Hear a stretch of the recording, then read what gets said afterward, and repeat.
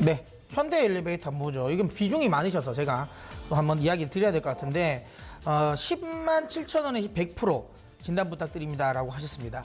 일단 이제 모험을 하신 거예요. 이제 뭐 언제 시기가 언제인지는 제가 사실 모르겠는데 일단은 제 개인적인 생각으로는 오늘 이제 급락할 때 한번 잡으신 것 같아요. 어쨌든 남북 정상회담 뭘 잘 되면 이거 올라오겠지라는 생각에 한번 지르신 것 같은데 타이밍이 좀 아쉽습니다. 뭐 지금 그때 당시 시장에서 재료 노출로 다른 종목들 다 내리고 있는 상황에서 그 사실 이제 밑에서 떨어지는 칼날을 받는 거는 좀 무모하셨다고 생각이 들고요. 비중도 100%이시니까 조금 모험을 많이 하셨다라는 생각이 드네요. 근데 그나마 그래도 다행인 건 해볼 만한 종목을 하신 것 같기는 해요. 그러니까 현대 엘리베이터 같은 경우는 그래도 기본적으로 이 대북 관련 이슈가 있으면 대장주, 그러니까 현대로템, 현대건설, 현대엘리베이터 뭐 이런 종목들은 대장주로 갈 수 있는 종목이죠.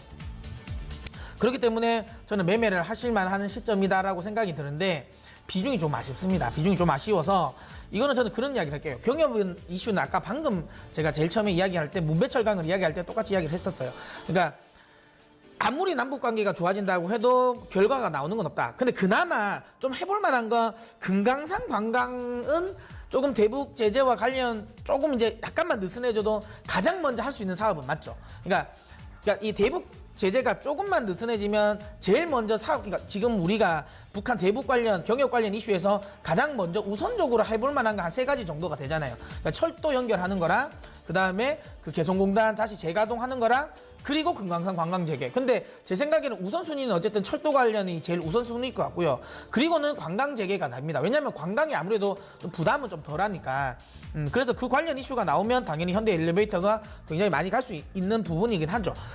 하지만 다시 한번 얘기하지만 비중이 100%잖아요. 그러면 이 종목을 비중 100%로 들고 가서 계속 그러면 끌고 갈 수 있느냐? 한 20% 정도면 제가 앞서 문배철강을 종목 상담 드린 분과 똑같은 이야기를 드릴 것 같아요. 어차피 대북주, 경협주 들어갔으면 좀 베팅을 해야 된다라고 이야기를 드리고 싶은데 사실 이건 100%잖아요. 100%면 이건 리스크 관리를 하셔야 돼요. 리스크 관리 하셔야 되고 대신 이 종목을 제가 그러니까 전략 매도 의견을 드리지 않겠습니다. 리스크 관리 차원에서 시청자님 요거는 121선 수준이 되겠네요. 한 96,000원. 96,000원이 만약에 이탈되면 이건 다시 한번 저점 확인하러 갈 수도 있어요. 72,000원까지. 그러니까 97,000원이 이탈되지 않으면 일단은 홀딩을 하세요. 근데 97,000원이 이탈되면 최소한 70%는 매도를 하세요. 70%는. 왜냐하면 그 정도는 해야지 좀 크게 들고 갈 수 있습니다. 길게 들고 갈 수 있어요. 신경 안 쓰고. 100%면 이거 조금만 오르고 내려도 계속 이 종목에 목맬 수밖에 없어요. 그러니까 97,000원이 이탈되면 최소한 70%는 매도를 하세요. 그리고 30%만 남겨두시고 그거는 사실 손절 라인을 신경 쓰지 말고 가십시오. 경협주는 혹시라도 그러니까 미국이 북미 관계가 틀어지면 그러니까 만약에 미국이 북한과 관련된 부분에 비핵화 야 너희 우리가 생각하는 것보다 너무 못해. 그래서 갑자기 이제 북한도 좀 열받아서 야 그럴 거면 우리 안 할래. 우리 다시 미사일 실험하고 다시 핵실험 할 거야. 그렇게 해서 판이 완전히 뒤집어지면 그러면 다 팔아야 돼요. 근데 북미 관계가 그러니까 쉽게 말하면 판이 깨지지만 않으면 결국에는 큰 방향성은 가는 겁니다. 상방으로 봐야 돼요. 그러니까 이런 종목은 손절할 이유는 없어요. 그러니까 다시 한번 얘기하지만 손절가를 정하는 건 어렵다. 다시 한번 여러분은 경협주를 들어가시는 분들 그런 생각을 하셔야 돼요. 그러니까 한번 베팅을 하면 좀 세게 이거는 내가 세게 안 할 것 같으면 하시면 안 돼요. 그래서 저는 이런 게 좀 답답한 게 경협주를 매수해놓고 한 5% 10% 떨어졌는데 어떻게 해야 될까요? 하는 거는 말이 되지 않아요. 처음부터 그런 종목을 하면 안 되죠. 뭐 그런 게 만약에 또 겁나면 삼성전자를 하셔야죠. 그러니까 경협주를 사실다는 것 자체가 그 마인드를 가지고 사셔야 돼요. 아시겠죠? 그런 거 베팅 그게 안 될 것 같으면 안 사셔야 된다라고 저는 생각이 들고요.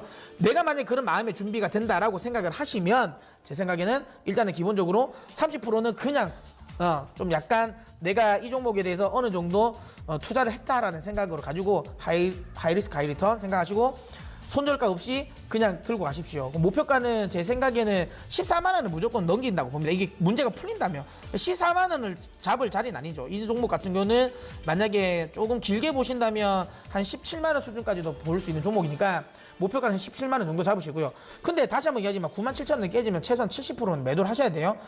매도를 하시고 나머지 종목 금액을 그까지 들고 가시는 거고요. 혹시라도 97,000원 이탈되지 않으면 12만 원에서는 절반이라도 익절을 하세요. 익절하시고 나머지 절반만 손절 라인 97,000원 잡고 그리고 나머지는 쭉 해서 한 17만 원 정도 잡고 대응하시길 바랍니다. 네.